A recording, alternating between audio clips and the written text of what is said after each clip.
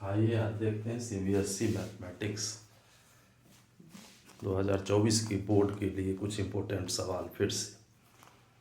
आज height and distance का एक सवाल हमने डाला है, ये देखिए मेरे समझ से इम्पोर्टेंट सवाल है।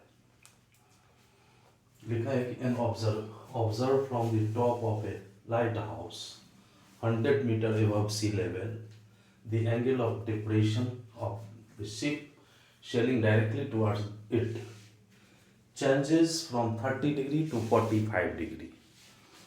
Determine the distance traveled by a ship during the period of observation. ठीक है, कहता है कि एक शिप है, एक लाइट हाउस है और लाइट हाउस के एक ही तरफ एक शिप, दो शिप आ रहे हैं, एक ए पर है एक बी पर है और सी एंड डी लाइट हाउस है जिसकी ऊंचाई हाइट इन्होंने 100 मीटर बता रखा है और एंगल ऑफ डिप्रेशन हमेशा ध्यान रखिए कि ऊपर वाला एंगल होता है parallel to, this is 30 degree and this is the 45 degree. क्योंकि ये लाइन और ये लाइन पैरेलल होते हैं, ये 90 डिग्री है, ये पैरेलल लाइन होते हैं, ये अल्टरनेट एंगल से ये एंगल 30 डिग्री हो जाएगा और ये एंगल 45 डिग्री हो जाएगा। ठीक है, तो हम लिखते हैं कि let DC 100 metre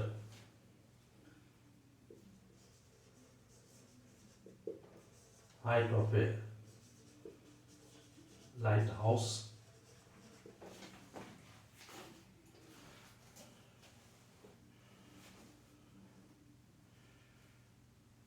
or A and B are two ship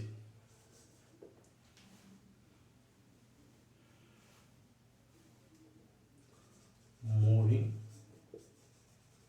towards the lighthouse. ठीक है, then इसे हम x मीटर और B से A के बीच में y मीटर मानते हैं। CV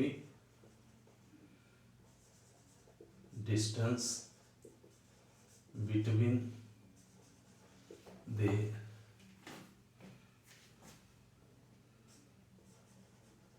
foot of lighthouse to ship B and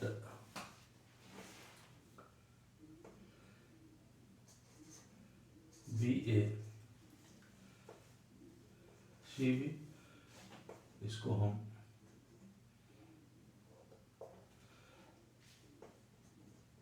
x metre मानते हैं। BA distance between the two ship B and A, this is y metre. ठीक है, angle XDA 30 degree, angle of depression of ship A from the observation point B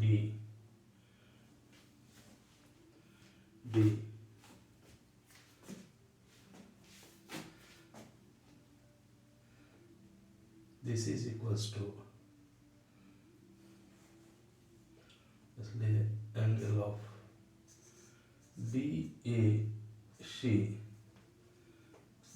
equals to 30 degree, alternate angle. ठीक, Similarly,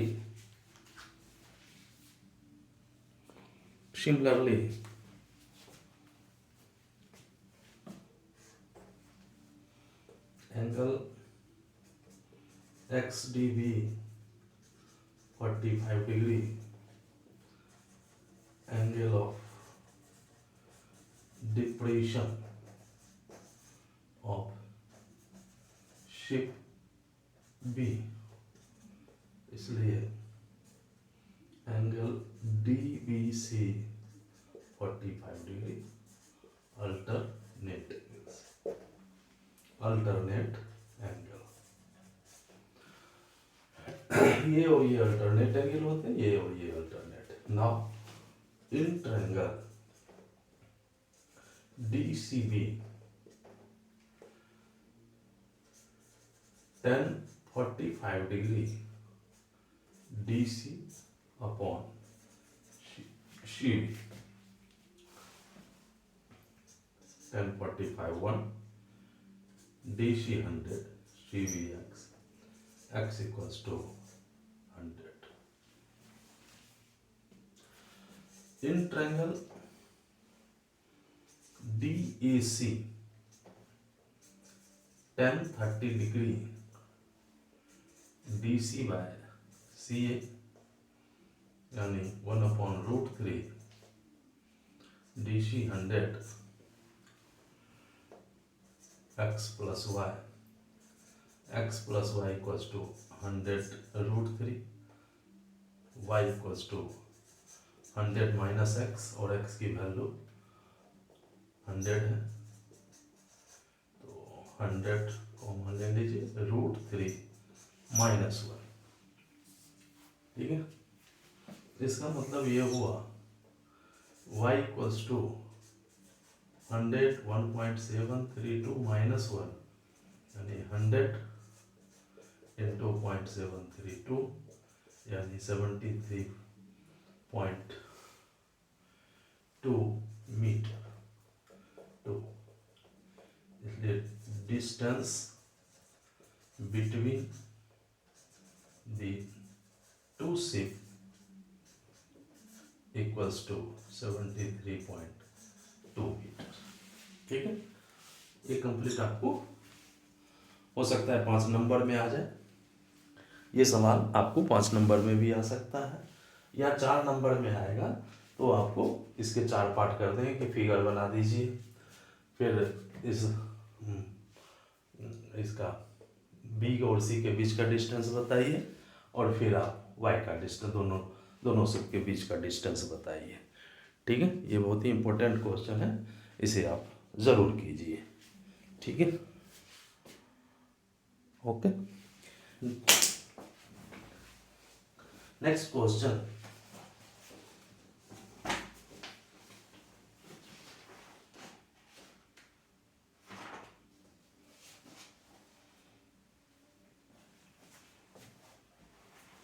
तो आप ये question समझ गए होंगे कि ये बता रहा है कि एक लाइट हाउस है और लाइट 100 मीटर हाई है, और ए और बी 2 शिप हैं जो इसकी तरफ मूव कर रहे हैं, तो दोनों के बीच जो एंगल ऑफ डिप्रेशन है 30, चूँकि ऑब्जर्वेटिंग पॉइंट ये है डी इज ऑब्जर्विंग पॉइंट है, तो यहाँ से एंगल ऑफ डिप्रेशन बनेगा।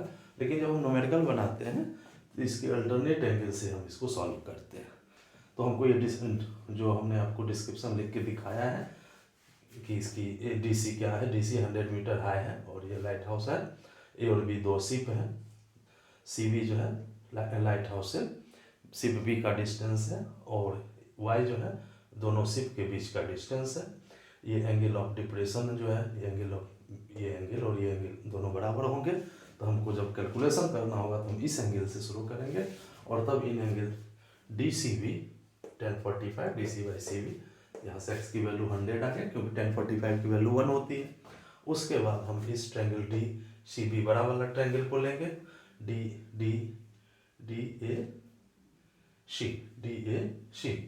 ठीक, tan 30 degree DC by CA, और तब हम x की वैल्यू यहाँ हम ला के यहाँ से डाल देंगे, और यहाँ से हम 100 कॉमन ले लिए, √3 माइनस 1 आया। चूँकि वैल्यू हमको 1.73D दिया हुआ है, इसलिए हम इस वैल्यू को यूज करेंगे और इसको माइनस करके और तब हम आंसर निकालेंगे। बोर्ड में ध्यान रखना है कि जो वैल्यू दी हुई है हमको उसी वैल्यू से काम करना है, ठीक है, ओके, ठीक।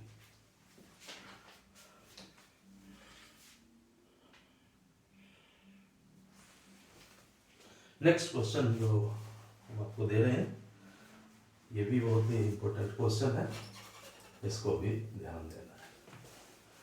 कुछ नहीं कर सकते हैं तो आप मेरे दिए हुए क्वेश्चन को आप रट जाइए, ऊपर वाले की कृपा हुई और आपका अगर परिश्रम सफल हुआ तो हो सकता है कि यही डिजिट आपके पेपर में मिल जाए, ठीक है। नेक्स्ट क्वेश्चन जो है,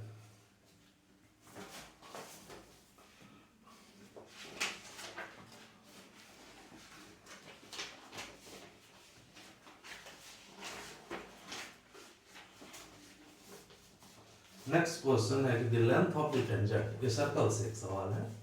question number 2, the length of a tangent from a point A at a distance 10 centimeter from the center of the circle is 8 centimeter. Find the radius of the circle. इतना ही length of the tangent from a point A at a distance 10 centimeter from the circle is 8 centimeter. तो find the radius, ठीक है। ये भी बहुत important question बराबर पूछता है कि the length of the tangent from a point A at a distance of 10 centimeter from the center of circle is 8 centimeter. तो find the radius of the circle. इसको समझिए यूं कि ये सर्कल हो, ये सेंटर हो, यहाँ से 10 सेंटीमीटर की डिस्टेंस पर ए ये सेंटर ओ है और ये टेंजेंट है 8 सेंटीमीटर। ये डिस्टेंस दे रखा है 10 सेंटीमीटर। रेडियस इस पॉइंट को आप बी मान लीजिए कि लेंथ टेंजेंट हो गए ए बी टेंजेंट हो गए और आपको पता है कि रेडियस और टेंजेंट 90 डिग्री होता है, रेडियस परपेंडिकुलर टू टेंजेंट, ठीक है। तो ये 90 डिग्री है तो ये क्लियर है कि यह हाइपोटेन्यूज होगा। तो यहाँ हम O A square equals to O B square plus A B square, ये पाइथागोरस थ्योरम हम लोग पढ़ते थे, और मतलब बेस का स्क्वायर प्लस परपेंडिकुलर का स्क्वायर इक्वल्स टू हाइपोटेन्यूज का स्क्वायर होता है, यानी 100 का square equals to O B का स्क्वायर प्लस ए बी का स्क्वायर। तो ओ बी बराबर हो जाएगा 10 square minus 8 square under root, यानी 10 प्लस 8 10 माइनस 8 यानी 18 गुने 2 3 तिया 9 दूनी 18 यानी 3 इंटू 2 6 सेंटीमीटर, ठीक है। जबकि हमको गिवन है कि ओ ए इक्वल्स टू 10 सेंटीमीटर और ए बी जो टेंजेंट है वो 8 सेंटीमीटर है। ये भी इंपॉर्टेंट सवाल है जो आपको आ सकते हैं, ठीक है। उसके बाद question number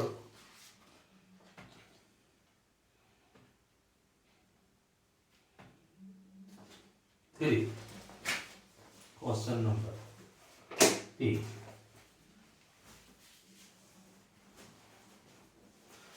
question number 2, question number 3।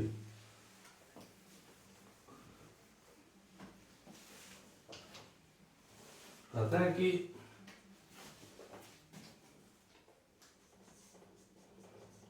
Find the zeros of the polynomial, ठीक है, और polynomial 2x square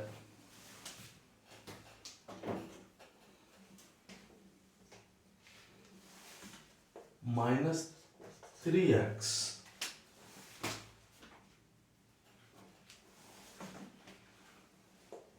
plus 1 and verify the relationship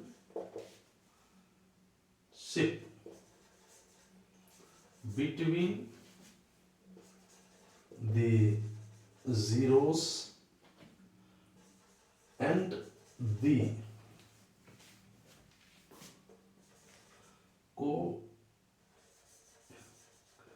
coefficient and the coefficients, ठीक है। ये पूछ रहा है कि find the zeros of the polynomial 2x squared minus 3x plus 1 and verify the relationship the zeros and the coefficients। तो पहले हम इसको क्या करते हैं कि इसका जीरोस निकालते हैं। इसके सॉल्यूशन के लिए हम लिख देते हैं 2x square minus 3x plus 1, ये गिवन। तो हम इसका फैक्टर करेंगे तो क्या मिलेगा, 2x square minus 2x minus x plus 1। First and last को मल्टीप्लाई करेंगे, हमको 2x स्क्वायर आएगा।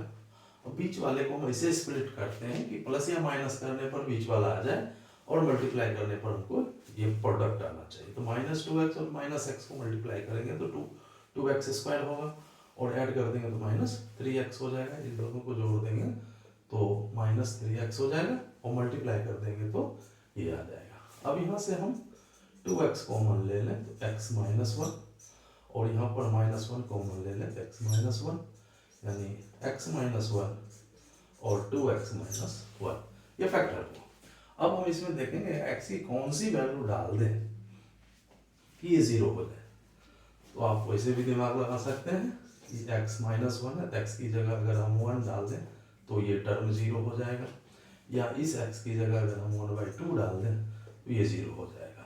अगर समझ में नहीं आता है कोई बात नहीं, इसको x माइनस 1 को जीरो कर दीजिए, x की वैल्यू 1 आ गई, या 2x minus 1 equals to zero कर दीजिएगा तो x इक्वल्स टू 1/2 आ जाएगा। या बगल में करके देख लीजिए, फिर आप x और y की वैल्यू, x की दो वैल्यू आ जाएगी, एक को हम अल्फा कहते हैं दूसरे को बीटा कहते हैं। अब कहते हैं रिलेशनशिप बताइए, तो हम सबसे पहले लिख देंगे sum of zeros. Sum of zeros यानी 1 प्लस 1/2, तो क्या हो जाएगा 2 प्लस 1/2 यानी 3/2। इसको हम लिख सकते हैं माइनस 3/2 यानी माइनस b/8। चूंकि ये जो है x के साथ जो वैल्यू दिया हुआ है ये हमें b देता है, x स्क्वायर के साथ जो है वो a देगा और जो बिना x का है वो c वैल्यू देता है, ठीक है। इसका मतलब माइनस b/8। अब प्रोडक्ट ऑफ जीरोस 1 into 1/2 यानी 1/2, this is equals to c/a, ठीक, ये आपका ठीक है। कोई भी अगर आपको फंक्शन दिया हुआ है, मतलब पॉलिनोमियल दिए हुए हैं, पहले हम उसका फैक्टर करेंगे, वहाँ से हम जीरोस का पता करेंगे क्या है, फिर हम लिख देंगे सम ऑफ जीरोस और दोनों जीरोस को जोड़ देंगे, हमें जो वैल्यू आएगी हम उसके माइनस लगाएंगे, माइनस आना ही चाहिए, और उसके बाद यहाँ माइनस लगाएंगे, चूंकि यहाँ माइनस है नहीं इसलिए हम अंदर माइनस लेके इसको मल्टीप्लाई करते हैं प्लस करके, हमको रिजल्ट पर कोई फर्क नहीं पड़ेगा। और इस तरह से माइनस और -3 क्या है b है, इसलिए b/a हो गया। प्रोडक्ट करेंगे तो 1/2 आएगा, दिस इज 1/2। सी की जगह 1 है और ए की जगह 2 है, तो सी बाय ए। इस तरह से ये भी एक बहुत ही इम्पोर्टेंट सवाल है जो आपको पेपर में आ सकते हैं।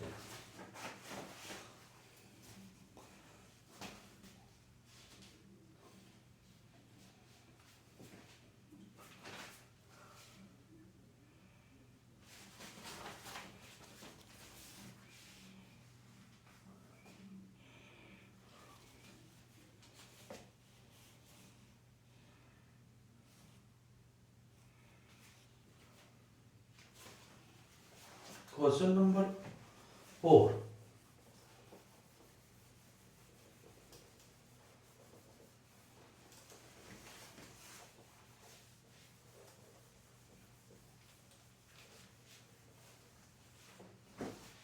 Question number 4,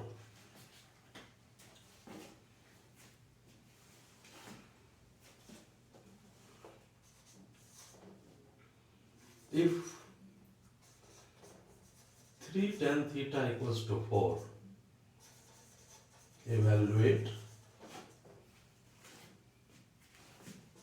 3 sin theta 2 cos theta, sin theta, sin,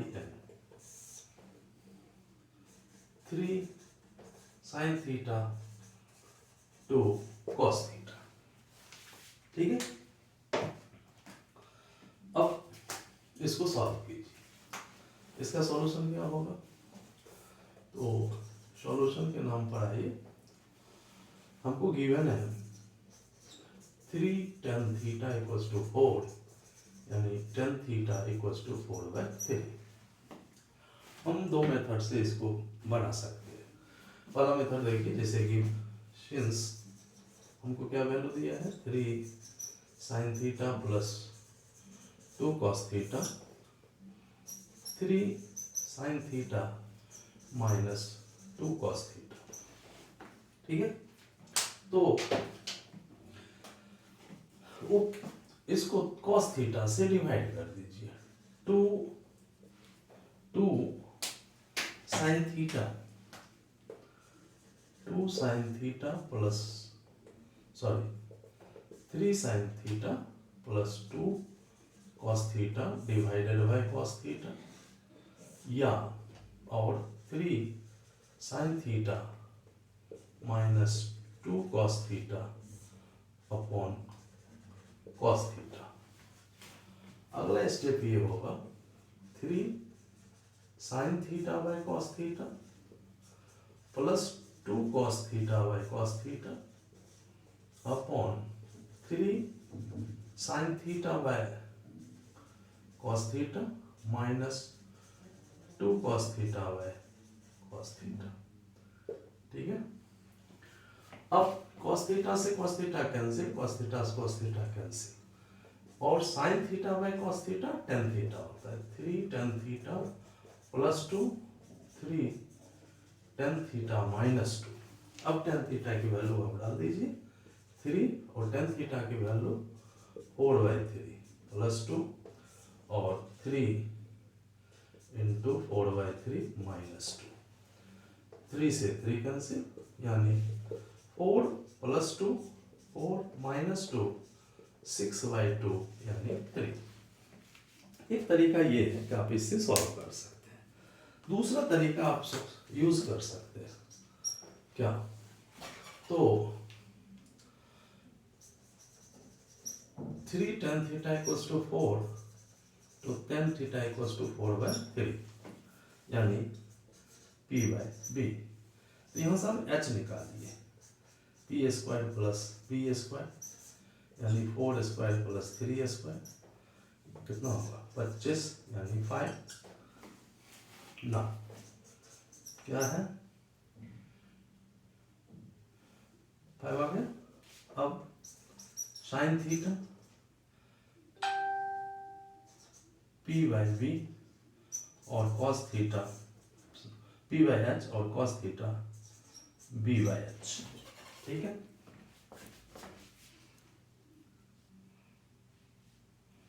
ठीक है।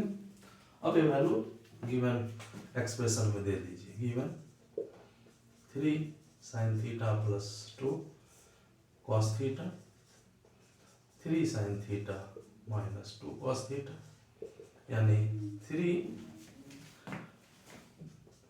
4/5 2 3/5 3 4/5 2 3/5, यानी एलसीएम 5 12 minus 6 12 plus 6 12 minus 6/5 5 से 5 कैंसिल 18/6 यानी 3। तो आपको दोनों में से जो मेथड पसंद आए सेम आंसर है, आप यूज कर सकते हैं। ठीक है, this is the important question. ठीक, नेक्स्ट क्वेश्चन जो मेरे पास है और जो मुझे लगता है कि ये इम्पोर्टेंट है, वो आपको स्टैटिस्टिक्स से मतलब है क्वेश्चन नंबर 5। ठीक है, क्वेश्चन नंबर 5, क्वेश्चन नंबर 5 है find the mode of the following distribution. Find the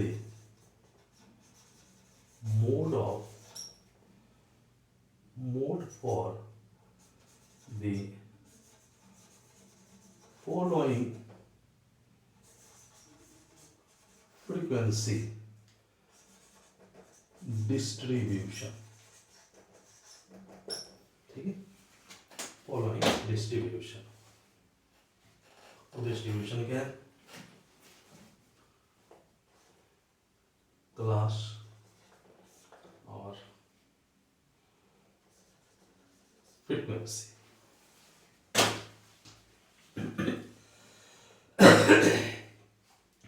class और फ्रीक्वेंसी, फ्रीक्वेंसी। ठीक है,